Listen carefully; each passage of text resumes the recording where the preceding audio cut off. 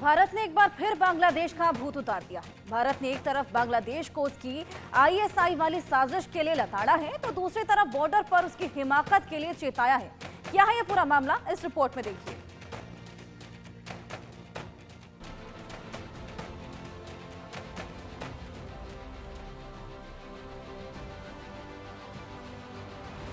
बांग्लादेश के साथ जारी तनाव के बीच हिंदुस्तान ने यूनुस सरकार को बड़ा और कड़ा संदेश दे दिया है। हिंदुस्तान ने बांग्लादेश को साफ साफ और दो टूक कह दिया है कि बॉर्डर पर वो बांग्लादेश की हिमाकत को और बर्दाश्त नहीं करेगा। नई दिल्ली में बीएसएफ और बीजीबी के बीच 55वां महानिदेशक स्तरीय सीमा समन्वय सम्मेलन हुआ। इस दौरान सीमा सुरक्षा बल के डीजी दलजीत चौधरी ने बॉर्डर गार्ड बांग्लादेश के महानिदेशक मेजर जनरल मोहम्मद अशरफुज्जमान सिद्दीकी से मुलाकात की। इस मुलाकात में भारत ने बांग्लादेश से साफ कह दिया, बीएसएफ जवानों पर बांग्लादेशी उपद्रवियों और अपराधियों के हमले बर्दाश्त नहीं होंगे। भारत के विरोध का असर ये हुआ है कि बॉर्डर गार्ड बांग्लादेश सीमा सुरक्षा बल के साथ मिलकर संवेदनशील इलाकों में समन्वित गश्त बढ़ाने को राजी हो गया है। ये गश्त देर रात से लेकर सुबह तक चलेगी। अंतर्राष्ट्रीय सीमा के उल्लंघन के संबंध में सीमावर्ती आबादी को जागरूक करने का भी फैसला लिया गया है। इसके अलावा भारत की तरफ से दुर्व्यवहार की रोकथाम, सीमा पर होने वाले अपराधों को रोकने के लिए संयुक्त प्रयास, बांग्लादेश स्थित इंडियन इंसर्जेंट ग्रुप के खिलाफ कार्रवाई, सीमा के बुनियादी ढांचे से संबंधित मुद्दे, सिंगल रो फेंसिंग का निर्माण, समन्वित सीमा प्रबंधन योजना, विश्वास निर्माण उपाय के साथ साथ दूसरी गतिविधियों के प्रभावी कार्यान्वयन के लिए साझा कोशिश करना प्रमुख था। एक तरफ बीएसएफ ने बांग्लादेश की क्लास लगाई, तो दूसरी तरफ आर्मी चीफ ने। हसीना के तख्ता पलट के बाद से बांग्लादेश की नजदीकियां पाकिस्तान के साथ बढ़ी हैं। बांग्लादेश के आर्मी अधिकारी पाकिस्तान के आर्मी चीफ से मिलने पाकिस्तान भी गए थे।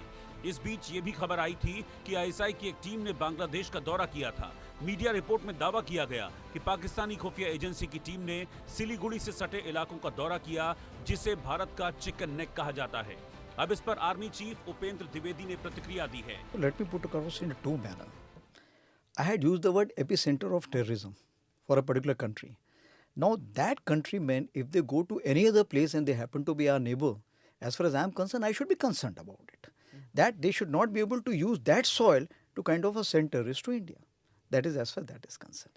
As far as the second setup is concerned, that how's the administration, my stance is that when we have elected government, then we can say how should be our relationship.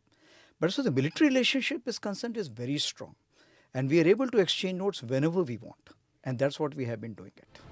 ये बांग्लादेश को, उसकी अंतरिम सरकार को, मोहम्मद यूनुस को सीधा संदेश है।